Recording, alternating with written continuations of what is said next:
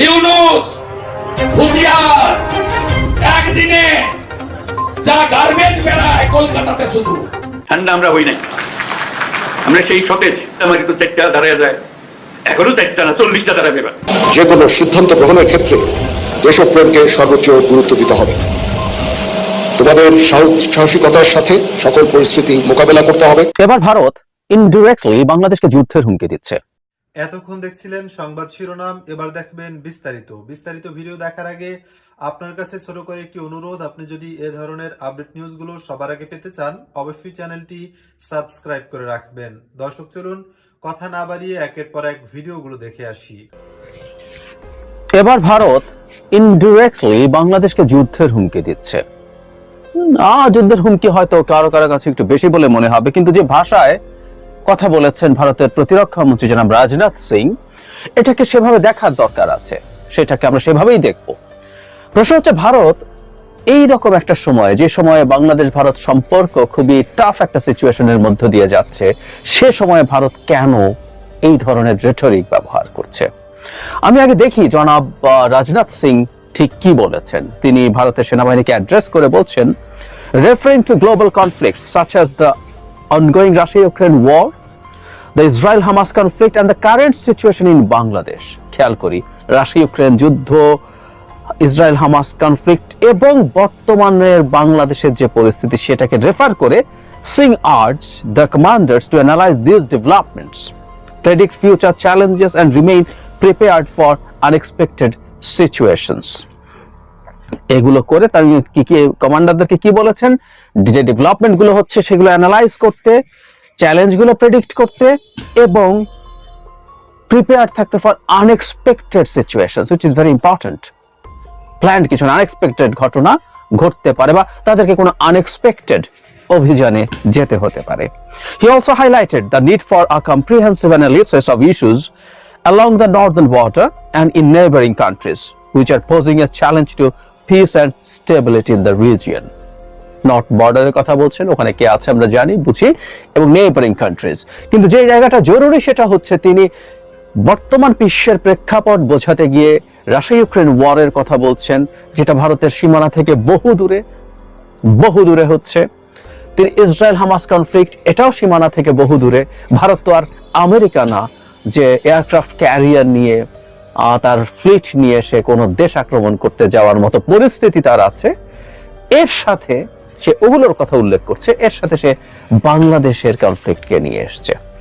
তার মানে এই ঘটনাগুলোকে ইন্ডিকেট করে তিনি বলছেন, যেটা বলেছেন আবারও বলি, কমান্ডারকে বলছেন ডেভেলপমেন্ট অ্যানালাইজ করতে, চ্যালেঞ্জ প্রেডিক্ট করতে এবং আনএক্সপেক্টেড সিচুয়েশনের জন্য প্রিপেয়ার থাকতে। তার মানে আনএক্সপেক্টেড ঘটনা ঘটতে পারে, এর মধ্যে বাংলাদেশও একটা ফ্যাক্টর। সুতরাং কিছুটা ইনডিরেক্টলি তো বটেই, কিন্তু বাংলাদেশকে এক ধরনের আক্রমণ বা যুদ্ধের হুমকি দিচ্ছে ভারত, কোনো সন্দেহ নেই। প্রশ্ন হচ্ছে, ভারত কি আসলে বাংলাদেশের সাথে যুদ্ধ করার মতো পরিস্থিতি আছে বলে মনে করে? বাংলাদেশ কি ভারতকে অ্যাটাক করতে পারে কোনো কারণে? উত্তর হচ্ছে নো। বাংলাদেশ ভারতের সাথে যদি যুদ্ধ মানে খুব অল্প সময়ের মধ্যে, আমরা টেকনিক্যালি যদি চিন্তা করি, শর্ট এবং মিড টার্মেও কয়েক বছরের মধ্যে যদি বাংলাদেশের সাথে ভারতের যুদ্ধ হয়, সেটা বাংলাদেশ ভারতের আক্রমণের, ভারতের আগ্রাসনের প্রতিরোধ করার জন্য যুদ্ধটা হবে। এটার মধ্যে কোনো রকম কোনো কনফিউশনের কোনো রকম কোনো কারণ নেই। মানে বাংলাদেশ ভারতকে অ্যাটাক করছে। ধরুন বাংলাদেশে এই মুহূর্তে স্টুডেন্টরা ভার্সিটিতে কখনো কখনো চিকেন নেক নিয়ে স্লোগান দিয়েছে, এটা স্টুডেন্টদের এক ধরনের আবেগের স্লোগান, এটাকে খুব সিরিয়াসলি দেখার কিছু নেই, জাস্ট একটা রেটরিক। সো বাংলাদেশ এগিয়ে গিয়ে ভারতের কোনো একটা জায়গায় আক্রমণ করে বসবে কোনো সম্ভাবনা। তার মানে ভারত বাংলাদেশে আক্রমণ করার যুদ্ধ মানে হলো ভারতকে বাংলাদেশ আক্রমণ করতে হবে। সম্ভাবনা কি আছে? করবে কি? আমার কাছে এটা একেবারেই মনে হয় না ভারত অন্তত শর্ট এবং মিড টার্মে বাংলাদেশকে আক্রমণ করার কোনো বাহানা তৈরি করবে বা আক্রমণ করবে। কারণটা খুব সোজা, সেটা হচ্ছে বাংলাদেশকে আক্রমণ করে ভারত খুব সহজে সামলাতে পারবে না। মানে একটা বিরাট শক্তিশালী সেনাবাহিনী নিয়ে আপনি একটা দেশকে বম্বিং করে ক্ষয়ক্ষতি করতে পারেন, কিন্তু দখল করে নেয়া বা সিগনিফিক্যান্টলি জয়লাভ করা বেশ কঠিন। এরকম মানে এই যে ইসরায়েল হামাসের কথা বলছিলেন, এত আধুনিক সেনাবাহিনী, পৃথিবীর সবচেয়ে আধুনিক সেনাবাহিনী তালিকা করলে তার মধ্যে ইসরায়েলের বাহিনী থাকবে, কিন্তু তারা হামাসের মতো একটা মিলিশিয়া, তাদের সেই অর্থে কোনো ট্রেন মিলিটারি নাই, তার সাথেও যথেষ্ট নাকানি চোবানি খেয়েছে। কিন্তু কি করতে পেরেছে? বোমা হামলা করে ধ্বংসস্তূপে পরিণত করার চেষ্টা করতে পেরেছে গাজাকে। ভারত কোনো কারণে বাংলাদেশকে তা করবে? আমি মনে করি না। ভারতের সেই পরিস্থিতি, অন্তত সেই বিশ্ব পরিস্থিতি ভারতের সামনে আছে। আর বাহানা, বাংলাদেশের প্রতি এক ধরনের বাহানা তৈরির চেষ্টা ভারত কখনো করতে পারে। তবে আমি একটা কথা এটাও বলে রাখি, বহুদিন ধরেই বলছি, সেটা হলো রাশিয়ার ইউক্রেন আগ্রাসনের পর থেকে পৃথিবীর কিন্তু একটা বাস্তবতা পাল্টে গেছে। দ্বিতীয় বিশ্বযুদ্ধের পর দেশের সাথে দেশের যুদ্ধ হয়েছে, এক দেশ ভেঙে আরেক দেশ হয়েছে, কিন্তু এক দেশ আরেক দেশের ভূমি দখল করে নিজের সাথে অ্যানেক্স করেনি। রাশিয়া ইউক্রেনের অ্যাটলিস্ট 20% ভূমি তার হিসাব মতে, তার আইন মতে রেফারেন্ডাম, শ্যাম একটা রেফারেন্ডাম দিয়ে সে তার সাথে অ্যানেক্স করে ফেলে। এই ভিডিওটি দেখছিলেন, এই সম্পর্কে আপনাদের কোনো মন্তব্য থেকে থাকলে অবশ্যই কমেন্টে লিখে পাঠাবেন। এবার দেখে আসবো আরো একটি আপডেট নিউজ। ঠান্ডা আমরা হই নাই, আমরা সেই সতেজ। যখন আমরা দেখি পুলিশ বলে যে স্যার একটা মারি তো 4টা দাঁড়ায় যায়, এখনো 4টা না 40টা দাঁড়াবে। এবার আমাদের অস্তিত্ব নিয়ে প্রশ্ন তুলছে তারা। এবং আজকের যে সমাবেশ, যে কনটেক্সটে আমরা আসলাম, এটা আমাদের মনে কোনো সন্দেহ জেগেছে বলে আপনাদের আহ্বান জানাই নাই। আমরা আহ্বান জানিয়েছি এই জন্য